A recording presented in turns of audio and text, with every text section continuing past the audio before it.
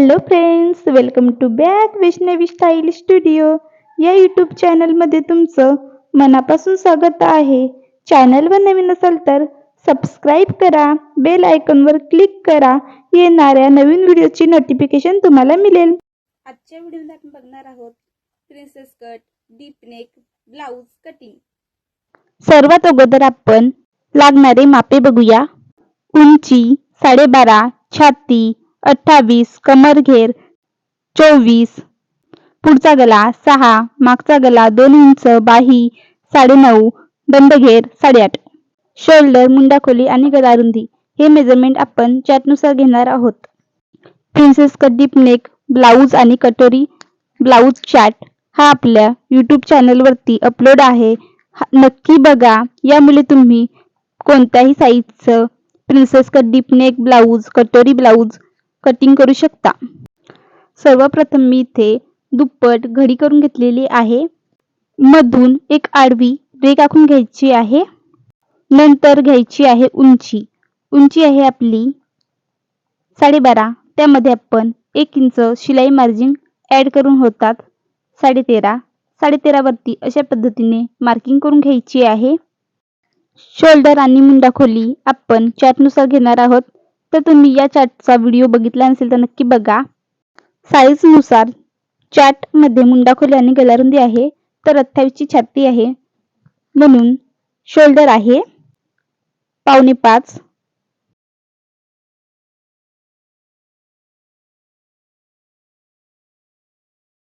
इथे मी 4.25 वरती मार्किंग करून घेते. नंतर शोल्डरनुसार मुंडा आहे 5 इंच, तर इथे मी 5 इंचावरती मार्किंग करून घेते. रुंदीला पुन्हा आपण 4.25, उंचीला 5 अशा प्रकारे बॉक्स तयार करून घ्यायचा आहे. तुमची किती पण साईज असेल त्यानुसार तुम्ही इथे चार्टमध्ये बघून शोल्डर आणि मुंडाखोली घेऊ शकता. नंतर घ्यायचं आपल्याला छातीचं मेजरमेंट. छाती आहे 28. 28 चा चौथा भाग 7 मध्ये 2 इंच शिलाई मार्जिन ऍड करून होतात 9 इंच. 9 इंचावरती मार्किंग करून आडवी रेघ आखून घ्यायची आहे. त्याच पद्धतीने आपण कमरघेराचाही चौथा भाग काढून त्याच्यामध्ये 2 इंच शिलाई मार्जिन ऍड करून घ्यायचं आहे. कमरघेर आहे 24. 24 चा चौथा भाग 6, त्यामध्ये 2 इंच शिलाई मार्जिन ऍड करून होतात 8. नंतर 2 इंच बाहेर घ्यायचं आहे. छातीच्या साईडने अर्धा इंच घेऊन अशा पद्धतीने आखून घ्यायचं आहे.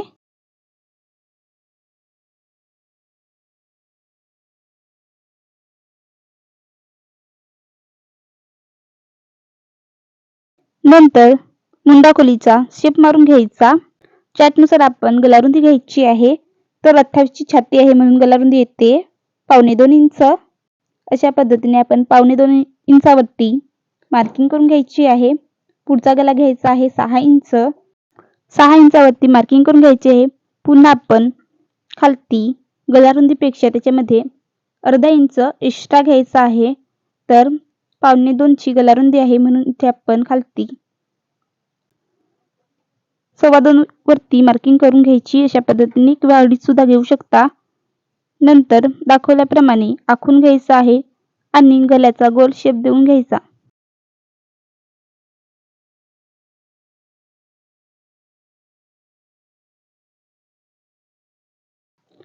खालून 3 इंचावरती मार्किंग करून घ्यायचं आहे. दुसऱ्या साईडने 2.5 इंचावरती मार्किंग करून घ्यायचं.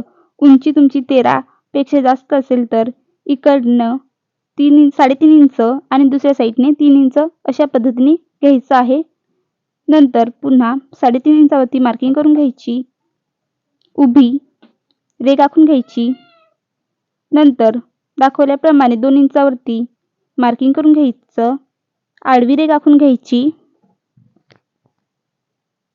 खालती 2.25 इंच दोन्ही साईडने घ्यायचं आहे आणि दाखवल्याप्रमाणे आखून घ्यायचं. प्रिन्सेस कटचा शेप द्यायचा आहे. त्यासाठी खालती तिरकी रेघ घेतलेली आहे, तिथे आपण पानाचा जसा शेप देणार आहोत. नंतर वरती 2-3 डॉट सरळ घ्यायचे आहेत आणि मुंडामध्ये वालून घ्यायचे. अशा पद्धतीने आपण प्रिन्सेस कटचा शेप द्यायचा आहे. अशा सोप्या पद्धतीने आपण प्रिन्सेस कटची ड्राफ्टिंग केलेली आहे. आता आपण मागचा भाग आखून घेऊया. सर्वप्रथम आपण उंची घ्यायची आहे. उंची आहे आपली 12.5. त्यामध्ये 1 इंच शिलाई मार्जिन ऍड करून घ्यायचं आहे 13.5. अशा पद्धतीने 13.5 वरती मार्किंग करून घ्यायची. आडवी रेघ आखून घ्यायची.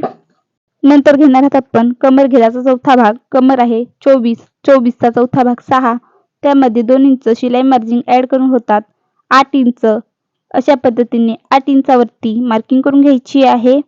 नंतर तक्त्यानुसार आपण घेणार आहोत शोल्डर आणि मुंडाखोली, जी आपण पुढच्या भागासाठी घेतलेली आहे. त्याचप्रमाणे इथे आखून घ्यायचं. छातीसाठी आपण घ्यायचं आहे छातीचा चौथा भाग. त्यामध्ये 2 इंच शिलाई मार्जिन ऍड करून छाती आहे 28. 28चा चौथा भाग 7. 7 मध्ये 2 इंच शिलाई मार्जिन ऍड करून होतात 9 इंच. 9 इंचावरती मार्किंग करून घ्यायची आहे. दाखवल्याप्रमाणे आखून घ्यायचं. मुंडाखोलीचा शेप देऊन घ्यायचा. नंतर आपण मागच्या गळ्याची जेवढी पट्टी ठेवणार आहोत त्यामध्ये 1 इंच शिलाई मार्जिन ऍड करून घ्यायचं आहे. मागच्या गळ्याची पट्टी आहे 2 इंच. त्याच्यामध्ये 1 इंच शिलाई मार्जिन ऍड करून होतात 3 इंच. रुंदीला घेते इथे मी 3.5 इंच आणि दाखवल्याप्रमाणे आखून घ्यायचं आहे आणि गोल गळ्याचा शेप मारून घ्यायचा. अशा पद्धतीने आपण मागच्या भागाची ही ड्राफ्टिंग केलेली आहे. आता आपण कटिंग करून घेऊया. तर व्हिडिओ दाखवल्याप्रमाणे कटिंग करून घ्यायची आहे.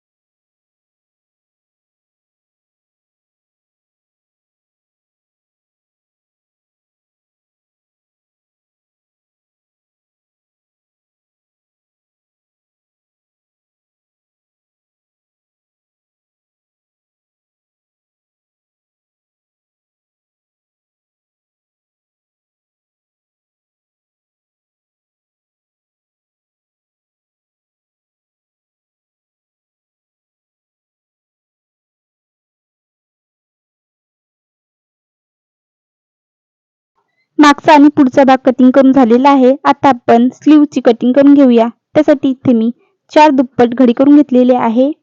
बाही लांबी घ्यायची आहे. बाही लांबी आहे 9.5. त्यामध्ये 1 इंच शिलाई मार्जिन ऍड करून होतात 10.5. 10.5 वरती मार्किंग करून घ्यायची आहे. अशा पद्धतीने रुंदीला घ्यायचा आपल्याला छातीचा चौथा भाग. छाती आहे 28. 28चा चौथा भाग 7. 7 इंचावरती मार्किंग करून घ्यायची. खालती सुद्धा आपण 7 इंचावरती मार्किंग करून घेऊया. दाखवल्याप्रमाणे आखून घ्यायचं आहे.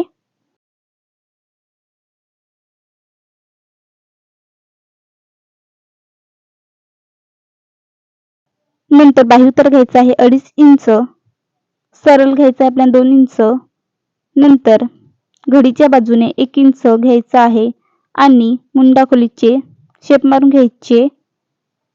पहिला शेप येईल फुगीर आणि दुसरा शेप येईल थोडासा डाऊन मध्ये. दोन्ही शेप मध्ये अर्धा इंचाचं अंतर असलं पाहिजे. नंतर घ्यायचा आहे आपल्याला दंडघेर. दंडघेर आहे 8.5.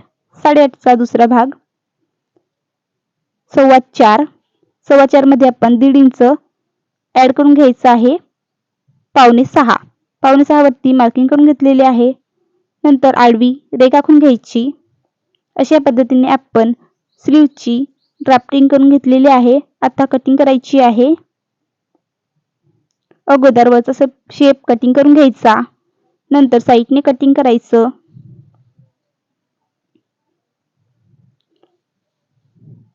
बाहीचा सेंटर काढून घ्यायचा, बाही ओपन करून आतला शेप कटिंग करून घ्यायचा. अशा पद्धतीने बाहीची कटिंग करून घ्यायची आहे. आजचे शेप आहे त्याला आपण मार्किंग करून घेऊया. अशा सोप्या पद्धतीने आपण प्रिन्सेस कट डीप नेक ब्लाउजची कटिंग केली आहे. व्हिडिओ आवडला असेल तर लाईक करा. अशाच नवीन नवीन व्हिडिओसाठी वैष्णवी स्टाईल स्टुडिओ या यूट्यूब चॅनलला सबस्क्राईब करा. बेल आयकॉनवर क्लिक करा. येणाऱ्या नवीन व्हिडिओची नोटिफिकेशन तुम्हाला मिळेल.